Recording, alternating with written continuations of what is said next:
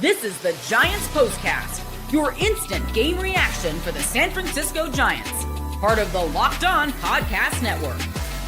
Your team every day.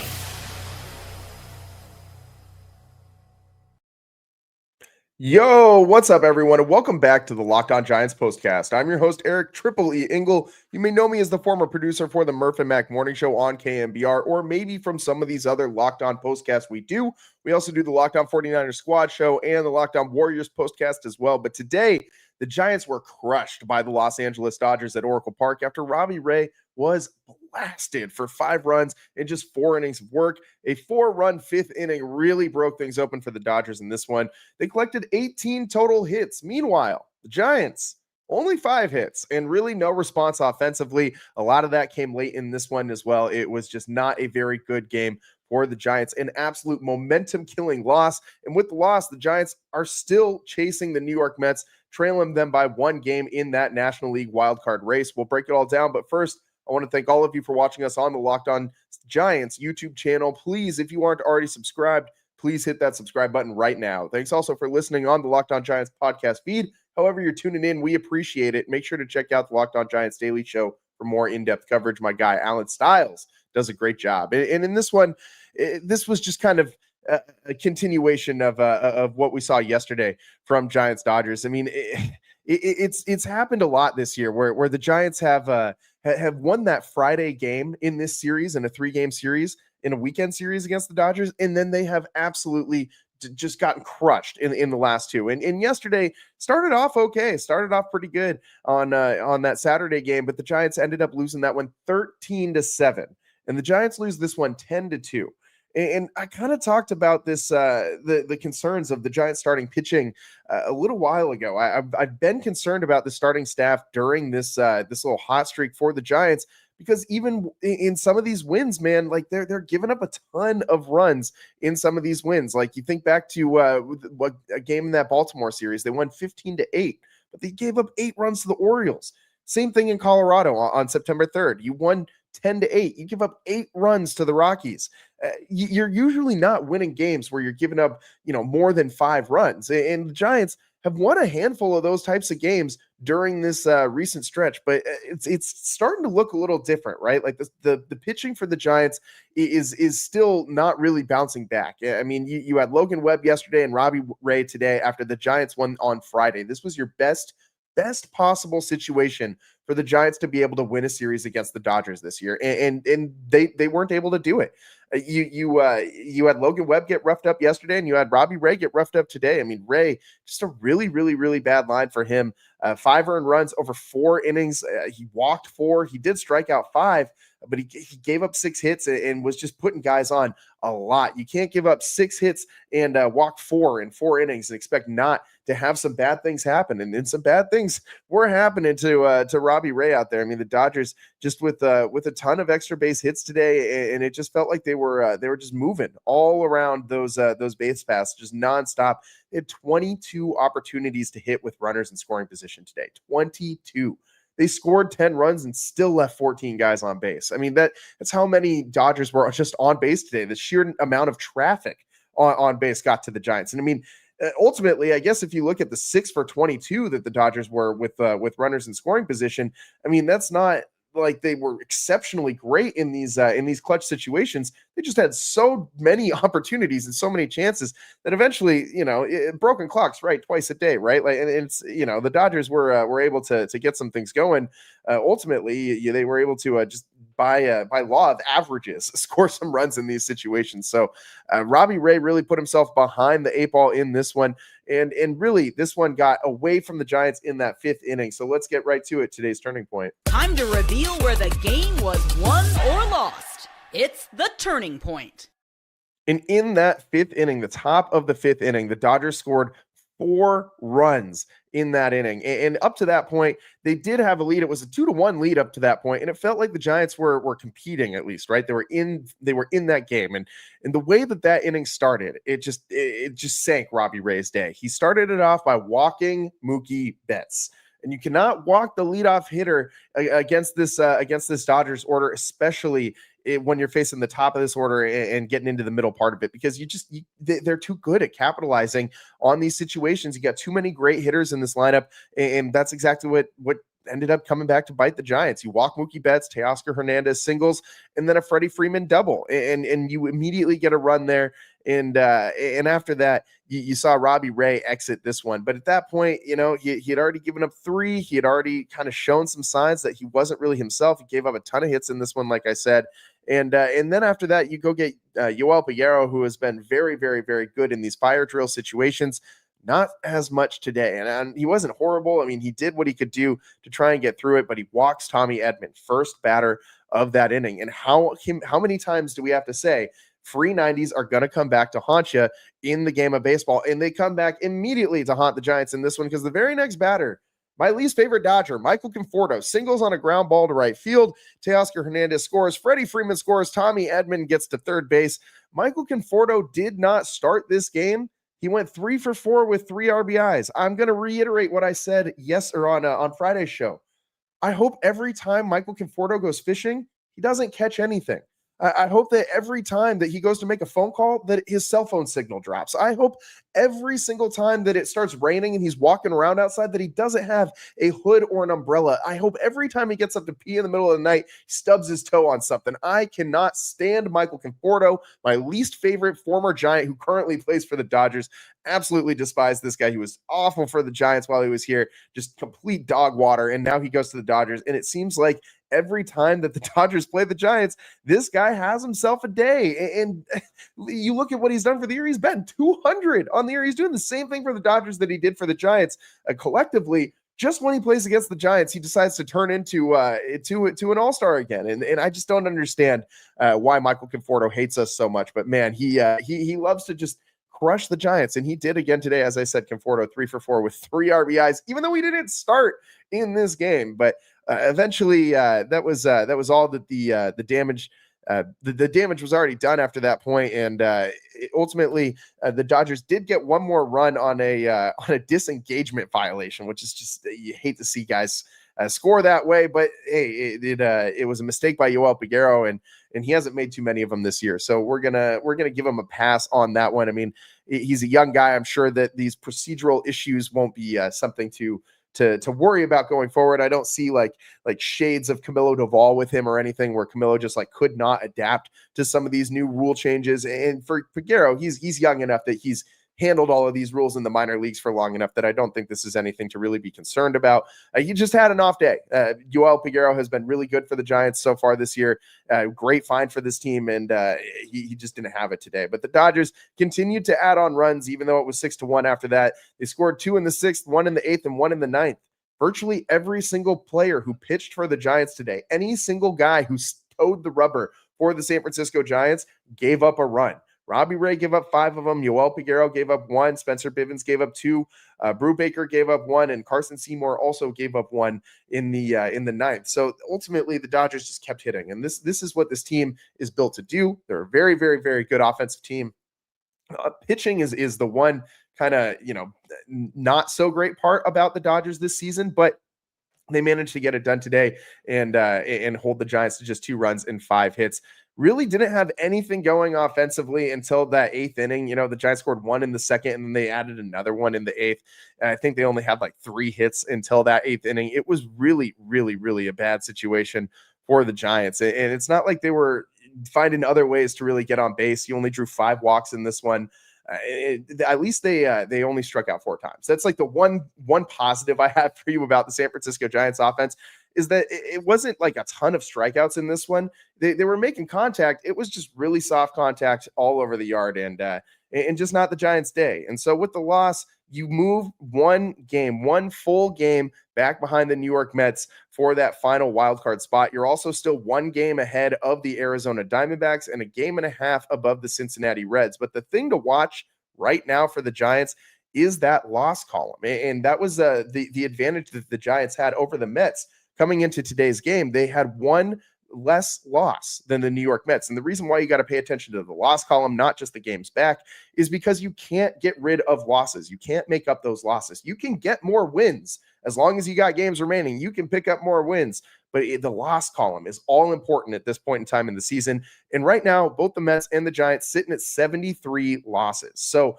the Diamondbacks are at 75. So theoretically, if you're going by the loss column, which is what I kind of like to go off of more so than the games back metric, is you have your two losses ahead of the Arizona Diamondbacks. You got 2 games that you can play with and still keep a lead over them and the Cincinnati Reds. But the New York Mets and the Giants tied at 73 losses right now. The Giants have 75 wins and the Mets have 77. Now going forward, the Giants schedule gets it is, you got some good, you got some bad on there, right? Like right up next, you get the Arizona Diamondbacks, which is a team that the Giants are now directly trying to stave off, and you got to win that series. Absolutely must win series. You're just doing one game at a time, living and dying one day at a time. The next 24 hours is the Arizona Diamondbacks, and you got to go out there and hopefully Kai Tang can give you something on tomorrow, Monday's game against the Diamondbacks. You're going to be on the road for this next week. So after that 3-game series in Arizona, you go to LA and you play a 4-game set down there. And that is going to be the most pivotal series of this season. We'll break it down next on the Locked On Giants postcast.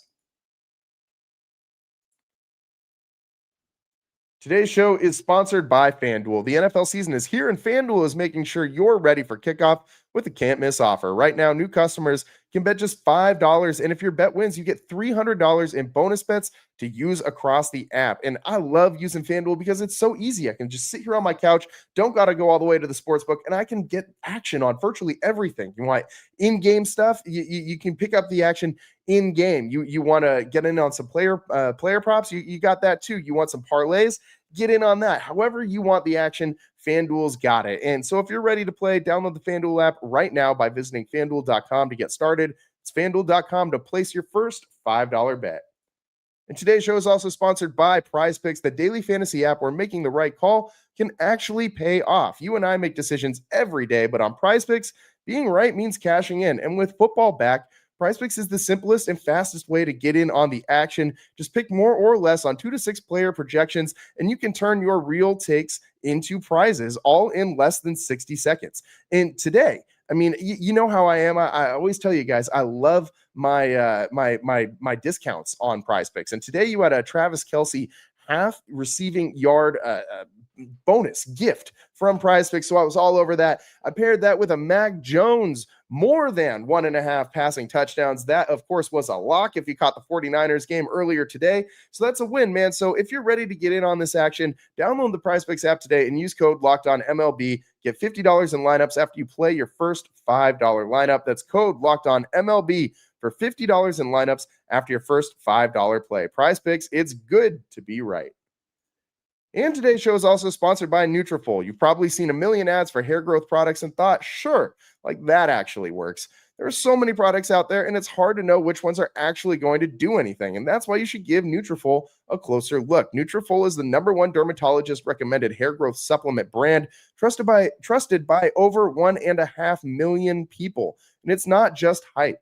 This is a supplement clinically tested that targets the root causes of thinning and shedding with a proactive approach. And as someone as a man in his early to mid 30s, I'm familiar with the shedding, with the thinning, and man, I got to get in on this Nutrafol. I feel like I am the target for my own read. I got to get in on on all this because man, I'm so tired of losing my hair, and I want that thicker, nice, luscious locks look. So Nutrafol, if it's giving me that, I got to go check it out. So you should too. See thicker, stronger hair with less shedding in just 3 to 6 months with Nutrafol. For a limited time, Nutrafol is offering Locked On MLB listeners $10 off your first month subscription and free shipping when you go to Nutrafol.com and enter the promo code Locked On MLB. That's Nutrafol.com, promo code Locked On MLB.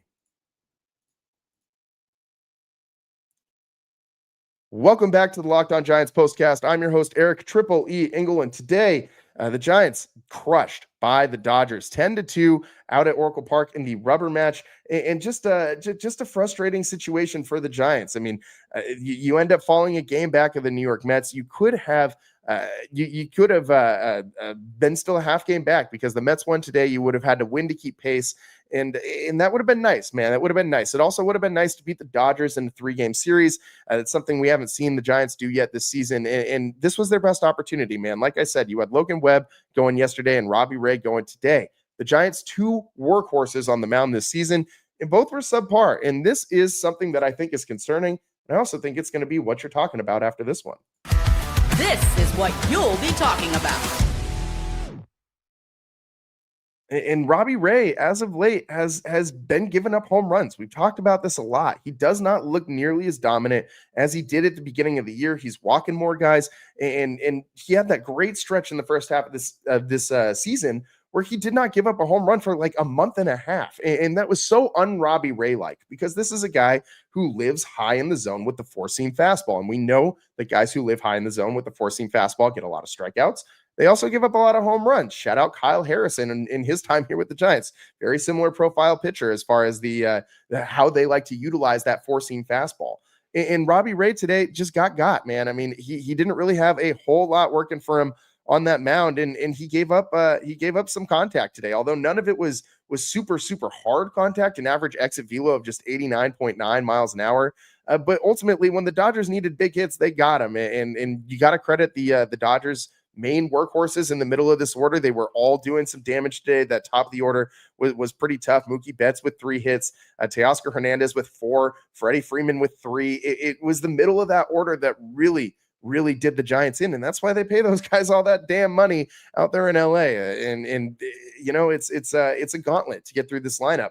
And the way to neutralize that, and the way that the Giants have always neutralized other teams like that in their division, is with pitching, especially in this ballpark. And when the Giants don't have the pitching horses to kind of neutralize some of these other teams' big bats, you get some ugly scores, man. And that's what's going on right now. The Giants are going to need to figure out how to get the pitching right to be able to handle this last part of their schedule and keep pace with the Mets, and hopefully outpace them and take that final playoff spot. And you're going to have, I think this is really going to come down to the Dodgers series that's on deck, man. Like that Dodgers series Thursday through Sunday next weekend in LA is going to be, that's going to be for all the marbles, man. You have this 3-game series against the Diamondbacks, and if the Giants do their job against the D-backs, I think you're going to go into a situation in LA where you're going to need to split this series to stay alive. If you don't split that series, you're going to need at least one sweep in there against the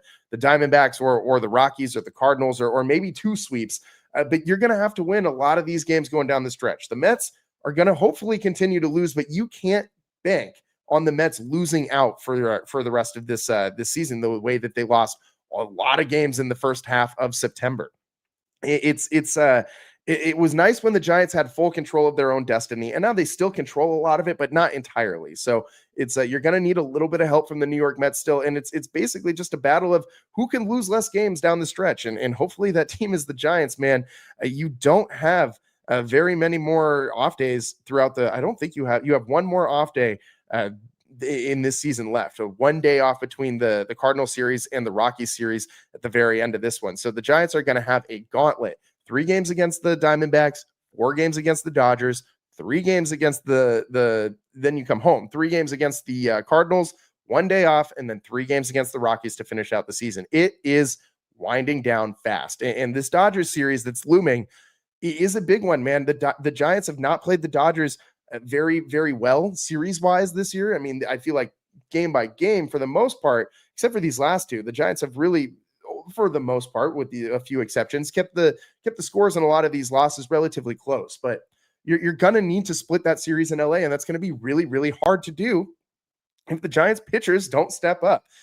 The projected starting pitchers for those 4 games in LA, by the way, Thursday, it's Logan Webb. Friday, it's Robbie Ray again. So again, you're going to be hoping Webb and Ray can bounce back. These are going to be the next 2 times you see these guys on the mound, and they really did not get it done against the Dodgers in this series at Oracle Park, but you're going to have another opportunity. And if this really could be a momentum killing moment for the Giants, right? Like, it's not just a loss. It's 2 consecutive losses to your number 1 rival and a team that is definitely going to be in the playoffs. And this is a measuring stick type series. And it's something that you obviously the Dodgers want to play spoiler to the Giants. I mean, it's you got to figure out a way to compete in these last two games that you played on Saturday and today on Sunday. But the Giants, to lose the way they did in both of them, to just get absolutely crushed, give up over 20 runs in these two games is not good. And this can be the type of loss that really derails all this momentum that the Giants had built. And by the way, the Giants just 3-5 in their last 8 games. This team, as of this last week, has started to be a little shaky. We've seen them kind of fall back down to earth a little bit. You got to keep winning. Got to keep the pressure on the Mets. You can't let up now.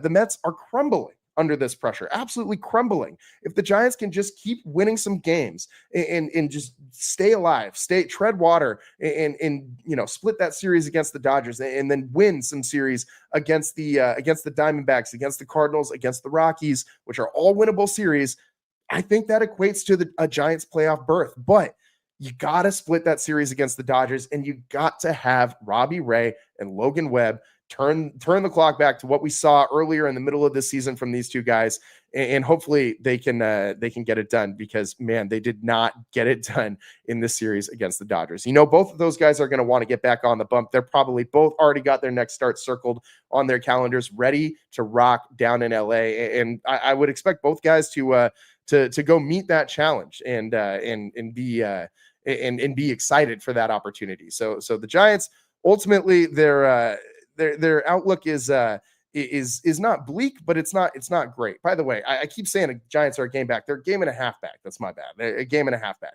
of the Mets. They have 74 losses. The Mets have 73. They're right there with the Mets. Point being, they need to continue to keep pace with this team if they're going to make the playoffs, and ultimately the Dodgers kind of stand in their way. So we'll see what the Giants do in their next matchup against the Dodgers. But that's all the time we got for you guys today here on the Locked On Giants postcast.